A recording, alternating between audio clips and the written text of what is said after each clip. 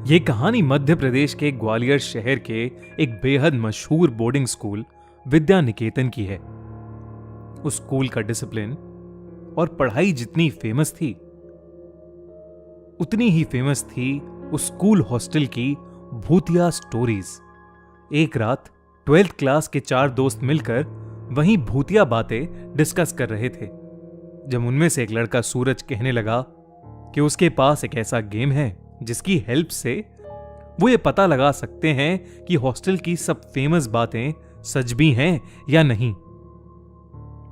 सब वो गेम खेलने के लिए तैयार हो गए, मगर रवि उस वक्त किसी भी बात पर ध्यान नहीं दे रहा था, क्योंकि वो अपने फोन पर विंजो ऐप पर लूडो खेल रहा था और पैसे कमा रहा था। सूरज ने रवि के हाथ से फोन छीना और उसे भी वो भूतिया गेम खेलने बिठा दिया। वो गेम था चार्ली चार्ली। लोग कहते हैं कि चार्ली चार्ली गेम एक ऐसा गेम है जिससे आत्माओं से बातें करी जा सकती हैं। इनफैक्ट उनकी माने तो ये गेम इतना खतरनाक है कि कई लोग इसकी वजह से पागल भी हो चुके हैं और कुछ लोगों की तो जान भी जा चुकी है। सूरज ने सबको एक सर्कल में बिठाया और बीच में एक पेपर पर यस नो नो यस लिखकर उस पर 2 पेंसिल्स रख दी। रवि ये देखकर हंसने लगा और वो सर्कल से उठकर जाने ही वाला था कि अचानक कमरे की लाइट्स फ्लिकर करने लगी। ये देखकर सबके होश उड़ गए। तभी सूरज ने रवि से वापस आराम से बैठने को कहा और फिर सूरज ने गेम की तरफ देखते हुए कहा, Charlie Charlie are you there? यानी चार्ली चार्ली क्या तुम यहां हो? चार्ली चार्ली क्या तुम यहां हो? ये कहने के बाद सब वेट करने लगे, पर कमरे में कुछ नहीं हुआ। सूरज ने दोबारा वही सवाल पूछा, तब भी कुछ नहीं हुआ। इस पर रवि ने उस गेम का मजाक उड़ाना शुरू कर दिया। लेकिन तभी सर्कल के बीच पड़ा पेपर जोर से हिलने लगा। उस पर रखी पेंसिल्स भी इधर उधर रोल होने लगीं।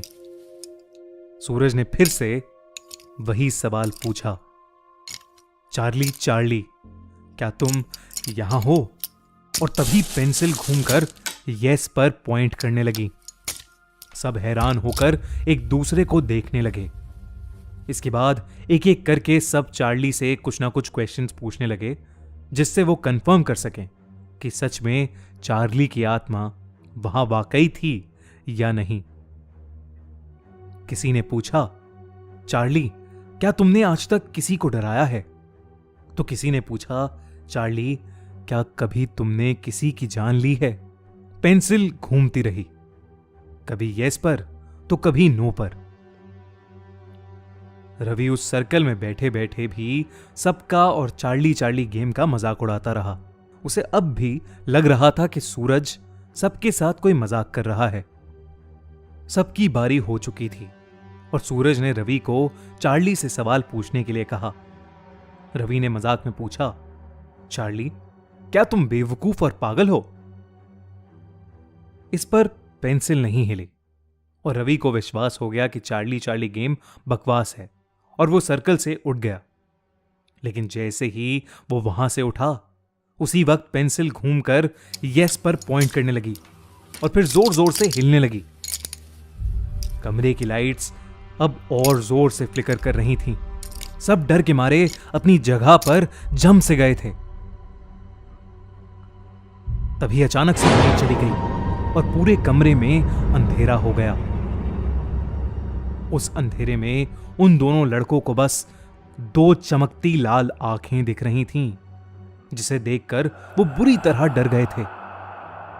सूरज ने जल्दी से जाकर लाइट ऑन की। तभी सबकी नजर रवि पे गई और सभी ने जो देखा वो देखकर सबके पैरों तले जमीन खिसक गई। रवि का चेहरा अचानक नीला पड़ गया था। धीरे धीरे वो वहीं खड़ा खड़ा कांपने लगा। उसकी आंखें सफेद हो गई थीं और वो एक अजीब सी आवाज में चिल्लाने लगा, जैसे कोई उसका गला घोट रहा हो।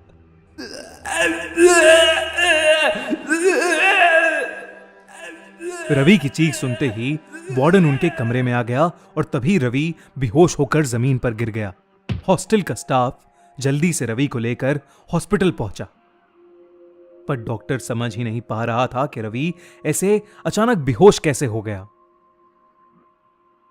फॉर्चुनेटली रवि को 2 दिन बाद होश आ गया, लेकिन उसे कुछ याद नहीं था, ना ही किसी का गला घोटना, ना ही बेहोश होना, और ना ही चार्ली चार्ली गेम खेलना। सूरज और उसके बाकी दोस्तों ने डिसाइड किया कि वो लोग फिर से ऐसा कोई भूतिया गेम नहीं खेलेंगे।